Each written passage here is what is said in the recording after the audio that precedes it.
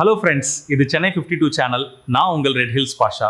இன்னைக்கு நம்ம புதுசாக ஒரு விஷயம் ட்ரை பண்ணியிருக்கோம். இன்னைக்கு தேசம் எப்படி போயிட்டு இருக்கு, நம்ம மக்களுக்கும் எதிர்கால தலைமுறை இளைஞர்களுக்கும் நம்ம காந்தி இருந்தால் என்ன சொல்லியிருப்பாங்க, கற்பனையாக ஏஐ மூலம் உருவாக்கப்பட்ட ஒரு சின்ன வீடியோ. வாங்க பார்க்கலாம். ஐயா வணக்கம். உங்களை பார்த்ததில் மிக்க மகிழ்ச்சி. ஃபோட்டோலையும் சிலையாகவும் பார்த்துருக்கிறேன், புத்தகங்களில் உங்களை பற்றி படித்திருக்கிறேன். இப்போ நேரில் உங்களை சந்தித்தது என் பாக்கியம். வணக்கம் தம்பி. இதில் பாக்கியம் ஒன்றும் இல்லை. நானும் உங்களை மாதிரி ஒரு சாதாரண மனுஷன்தான். எங்களோட போராட்டம் தேவைப்பட்டுச்சு.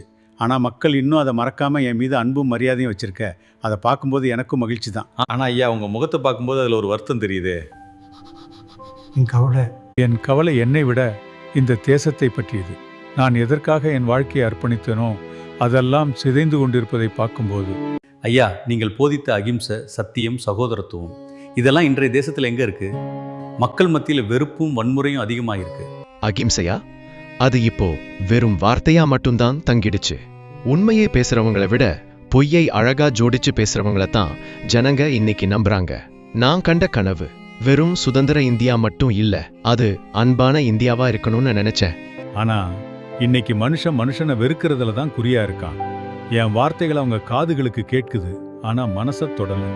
ஐயா, இந்த தேசத்தோட தலைவர்கள் மக்களை வழிநடத்த தவறிட்டாங்களா? அவங்களுக்கு சேவை செய்யறதை விட அதிகாரம் தான் முக்கியம் ஆகிடுச்சா? அதிகாரம் ஒரு போதை. அது தலைவர்களை மக்களோட சேவகனா இருக்க விடாம எஜமானனா ஆளத்தான் துடிக்க வைக்கும். மக்களோட துயரத்தை துடைக்கிறவன் தான் உண்மையான தலைவன். ஆனா இன்னைக்கு நிலைமை, என்னோட வாழ்க்கை ஒரு உதாரணம்னா, மக்கள் என் செயல்களை மறக்க ஆரம்பிச்சிட்டாங்க. ஐயா, உங்க வேதனை நியாயமானது தான். ஆனா இந்த நாடு மறுபடியும் உங்க சத்திய பாதையில நடக்கும்னு உங்களுக்கு நம்பிக்கை இல்லையா? நம்பிக்கை அதுதான் என் உயிர் மூச்சு.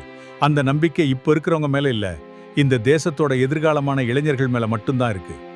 நிச்சயமாக உங்க நம்பிக்கை வீண் போகாது. நம் மக்கள் மனதில் இன்றும் உங்கள் கொள்கையின் மீது மரியாதை உள்ளது. நன்றி ஐயா, மீண்டும் சந்திப்போம். நன்றி.